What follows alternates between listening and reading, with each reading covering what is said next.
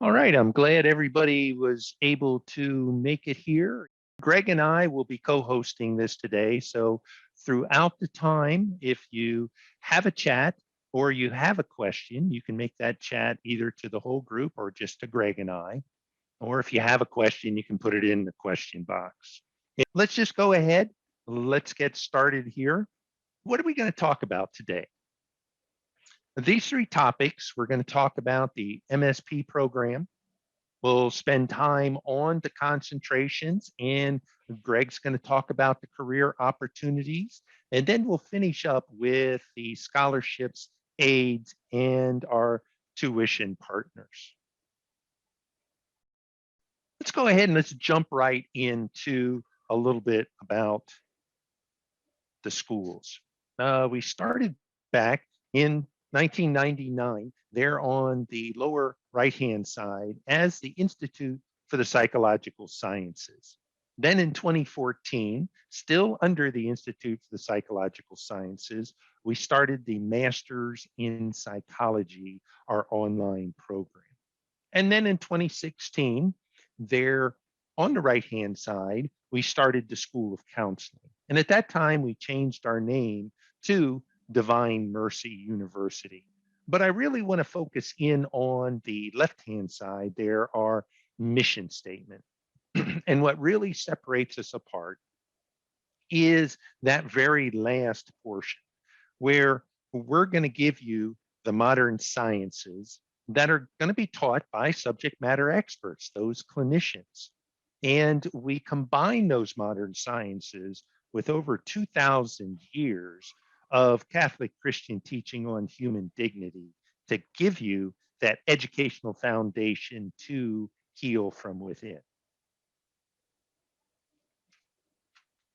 Talk a little bit about our accreditation, because we are in the state of Virginia. We have accreditation through the state of Virginia, but I really want to focus on the lower level, the two on the right. We are regionally accredited by SACS, but I want to draw your attention to that one there in the lower right-hand corner. And the NC does not stand for North Carolina. What the accreditation is, it's the National Council for State Authorized Reciprocity Agreement. So those of you in Florida, New York, Arizona, the online experience is going to be standardized. So if by chance you want to continue on to the doctorate level degrees, you'll have that reciprocity. So what I'd like to do is just kind of have my teammate, Greg, who's working with me here in the psychology as an admissions rep with me. Go ahead and take the next slide, Greg. Thanks, Steve. So as you're seeing in this slide, this next slide shows a map of which this illustrates our global reach.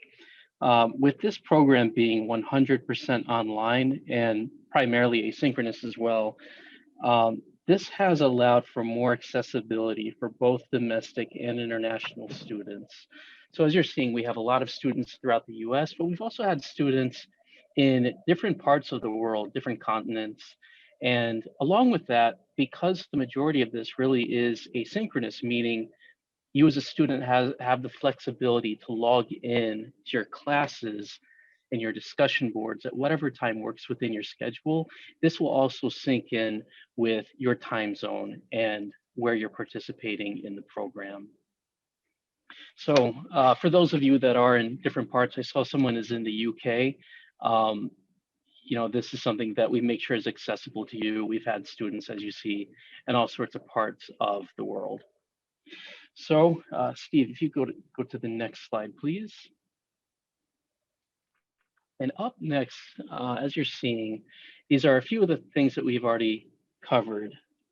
As mentioned, this program is 100% online. So from beginning to end, there are no face-to-face residencies where you have to travel for this. There are no practicum or internship hours. It would be done fully online.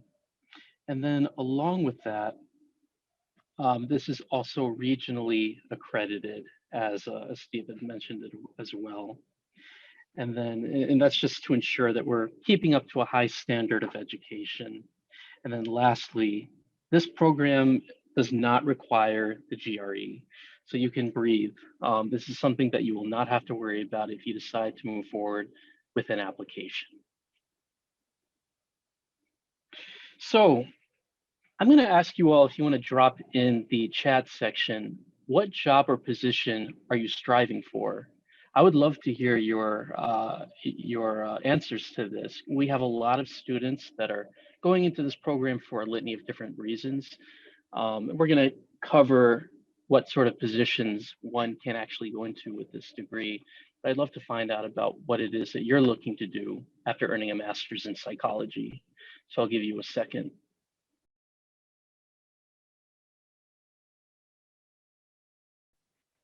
Okay. Education, research, and community outreach. That's great. Research. Very good. Excellent. Good. Well, thank you all. So in this slide that you're seeing, this is just sort of an illustration of the different levels of education and sort of where they pair up. For many of you, I mean, this is something that many of you are familiar with, but this is a common educational structure, starting with the associate's degree as a means to get your foot in the door. This does prove your competency with the field of study that you choose. And then the next one in the middle, the bachelor's. And for many people, they pursue this degree. It offers many times in the workforce better pay, taking on senior positions, and it does demonstrate your clear understanding and mastery of your field of study. But then that last one, and this is what many of you are here for, it's really to advance even further, which is to go for maybe you're looking to go into a position that takes on a more executive position. And this really does prove further mastery of this field of study. And it will also offer more of an ability to manage challenges in a global marketplace. This really does offer a lot of value regardless of where you're located.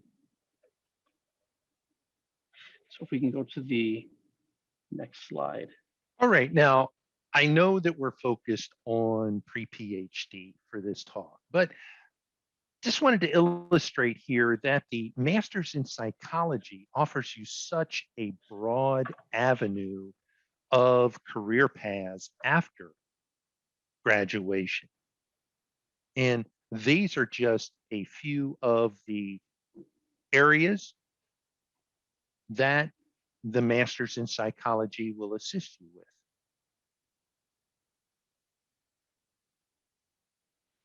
All right, as I said, the program has 3 concentrations.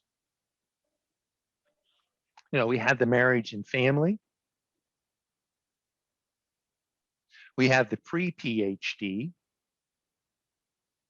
and we have the leadership psychology. And we'll be talking a little bit more about that, how the concentrations are laid out in the program itself. The program itself consists of 8 core classes. Everybody takes those core classes. And then depending on which one of the concentrations you're in, you will have 3 electives that you'll be able to take. And you can see here for the pre-PhD on the left-hand side are the core classes. And on the right-hand side are the electives that you'll be able to choose from.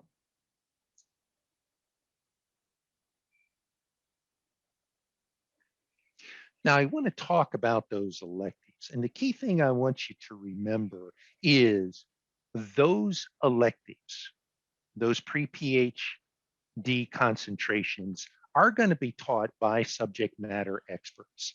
And I can't express a better subject matter expert than the director, the dean of the program, Dr. Kluiski. You can see her there listed.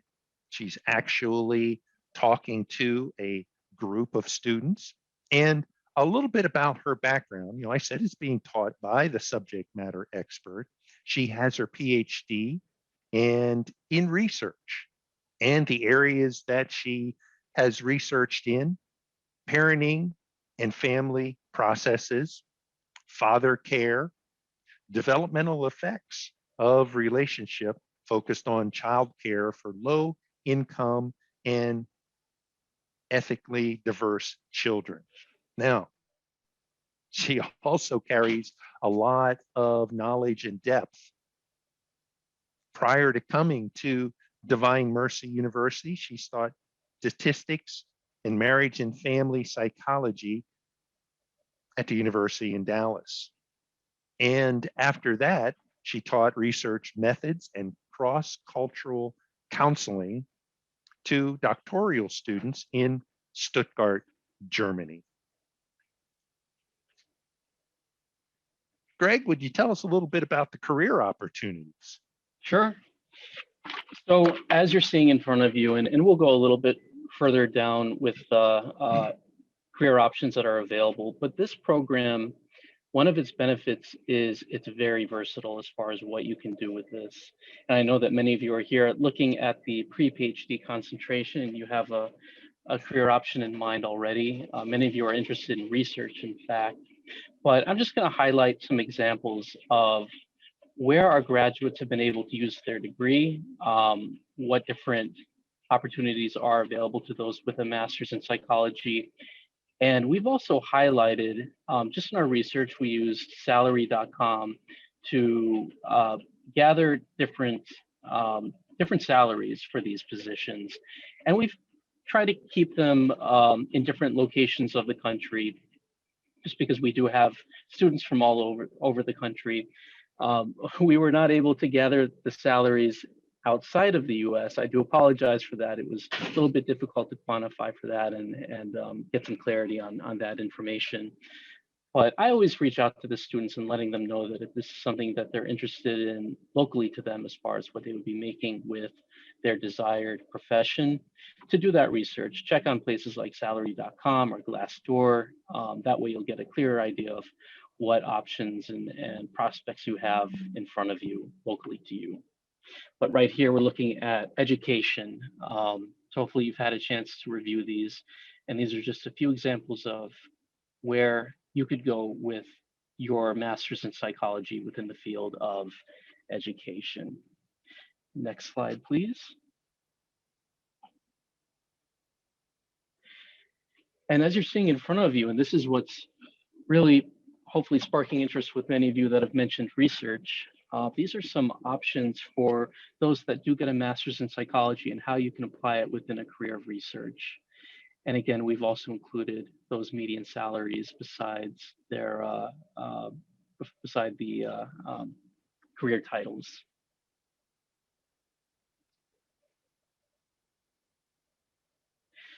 And then here we have industrial and organizational positions. And this would be positions like HR, research assistant, working as an organizational consultant, ultimately using psychology within a more corporate or business environment or an organization. Many employers in these sorts of fields really value someone with a background in psychology because of the skills that you learn in the program, your communication skills, your ability to better work with different groups. And then we also have social and mental health service positions. Some of you might be looking into using this degree more so within these types of environments, working with different populations, whether it's within being an executive coach or involved with being a psychological associate or within a rehabilitation center. This is a very, I'd say, common sort of field to go into after getting a background in psychology. And for many of you that are planning to use your degree for research, many of it does tie into social and mental health services as well. And then lastly, we also have ministry. And this program tends to attract the most diverse group of students because we have lay people that go into this field. Many of them are fresh out of their undergrad and they're looking to break out into the job market. Many people have been in a field already and now they're looking to switch careers, or maybe they're actually even entering into retirement, but they want to maybe do something involved within ministry. But then we also have a lot of students that are consecrated religious. So they might be priests or deacons or nuns that go into this program, and that's very common. So for many of them, they are using their master's in psychology within these types of fields so that they can better serve others. All right, I wanted to put this in here. I mean, this is the most recent picture of our graduation. But you know what's so special about that is you can be in this picture in as little as 16 months. You know, Lawanda, Marta, Monica, Natalia, Sheila, I I see spaces in there for all of you. Let's talk about the program. You can move through this program in two tracks. One you can move through in 16 months, and the other you can move through in 26 months. And I'm not going to go too deep into the mechanics of it. You can schedule a one-on-one further phone call with Greg or I, and we'll give you that information here at the last slide. But we'll answer all your questions about the flexibility of the program. Now, up there at the top, you know, grad school is affordable. We start very, very early with you in the financial aid process. The minute you complete your application, if you were to complete an application today, tomorrow, a financial aid representative would reach out to you. And basically, they would cover three areas. What federal aid you would have available to you, are internal scholarships, and there are 13 internal scholarships focused towards the master's in psychology. And of course, at the end, they'll talk about any type of external loans, grants, and scholarships. And they'll also work out and talk to you about a payment plan. Here are just a few of the 13 internal scholarships that we have available to you. Now, we like to say, you know, Greg and I say there's a scholarship for everybody in there. And that's one of the things that the financial aid representative working one-on-one with you will assist you through that process. We also have tuition discount partners. Now, this is just a very short list. We couldn't jam them all on here. But once again, come back, schedule an appointment with Greg and I, and we'll ask you some questions to find out if you belong to one of those tuition discount partners. And you can see there in the upper right-hand corner, it can be anywhere to 20 to 30% off tuition. And here is both Greg and my contact information. You know, right now I recommend go ahead, pull out those cell phones, take a picture of the screen, or if you're able, just go ahead, save a screenshot. And Greg, would you tell them about that little application fee waiver? Sure. Yeah. So one thing that we wanted to include for all of you that were able to attend was this application code that you're seeing, or rather the code that you're seeing to waive the application fee. Typically, there is an application fee for $55, but we're happy to waive that for you. For those of you that complete your application, once you get to the end of it, there's going to be a section where you would typically put in your payment information. But instead, if you put in the code CCMMP 1999. That stands for Catholic Christian Meta Model, and P for person, and then the year 1999 when we were established. That's going to allow you to waive that application fee, so you won't have to worry about paying for your application. We do have this available. It is limited, and we are approaching our next start date, which is coming up on August 18th. So for those of you that are eager to get moving forward with your application, we would encourage you to begin your first step, which would be to complete the application. It usually takes about 15 to 20 minutes. And then once you get to the end, if you put in that code, and we have this code available for this week, then you won't have to worry about paying for it. Oh, thank you, Greg. Okay, we just have about 2 or 3 more minutes on our recording time here. Let's go to the chat or the question box and see if you all have any questions. Now, as I said in the beginning, we aren't going to get too deep. We'll save that for one-on-one conversations with Greg and I. But if you have a question, go ahead, go to either the question box or to the chat box.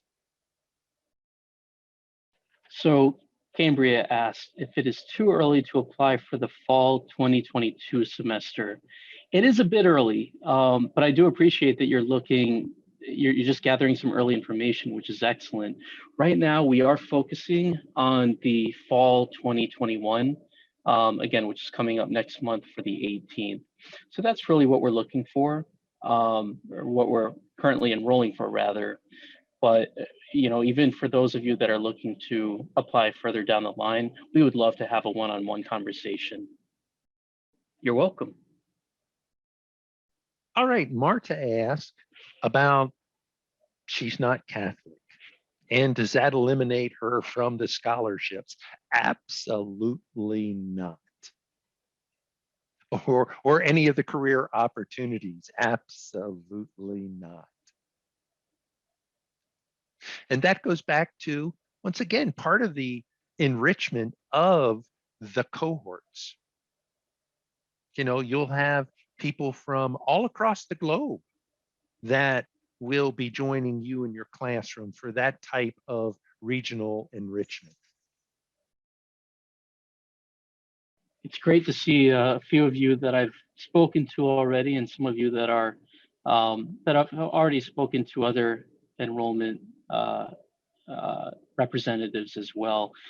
For those of you that have questions about your direct credentials and your information, again, we'd be happy to connect with you on one-on-one. But it's always great seeing those of you that we've spoken to attending these webinars.